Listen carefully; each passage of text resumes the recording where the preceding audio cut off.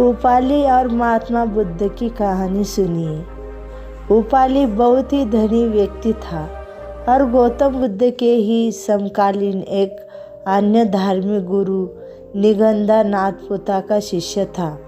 नाथपुता के उपदेश बुद्ध से अलग प्रकार के थे। उपाली एक बहुत ही विलक्षण वक्ता था और वाद विवाद में भी बहुत ही कुशल था। उसके गुरु ने उसे एक दिन कहा कि वह कर्म के कार्य कारण सिद्धांत पर बुद्ध को बहस की चुनौती दे। एक लंबे और जटिल बहस के बाद बुद्ध उपाली का संदेह दूर करने में सफल रहे और उपाली को बुद्ध से सहमत होना पड़ा। उसके धार्मिक गुरु के विचार गलत है।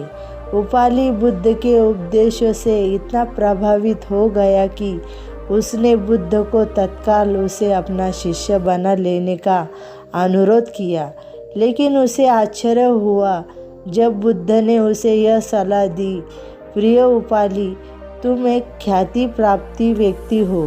पहले तुम आश्वस्त हो जाओ कि तुम अपना धर्म केवल इसलिए नहीं बदल रहे हो कि तुम मुझसे प्रसन्न हो, या तुम केवल भावुक होकर यह फैसला कर रहे हो।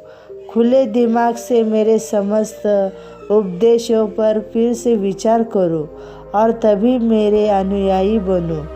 चिंतन की स्वतंत्रता की भावना से ओतप्रोत बुद्ध के इस विचार को सुनकर उपाली और भी प्रसन्न हो गया। उसने कहा, प्रभु, यह आश्चर्य की बात है कि आपने मुझे पूर्ण विचार करने का निर्णय लिया।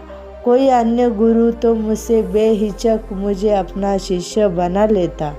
इतना ही नहीं, वह तो धूमधाम से सड़कों पर जुलूस निकालकर इसका प्रचार करता कि देखो, इस करोड़पति ने अपना धर्म त्याग कर मेरा धर्म अपना लिया है। अब तो मैं और भी आश्वस्त हो गया। कृपया मुझे अपना अनुयायी स्वीकार करें।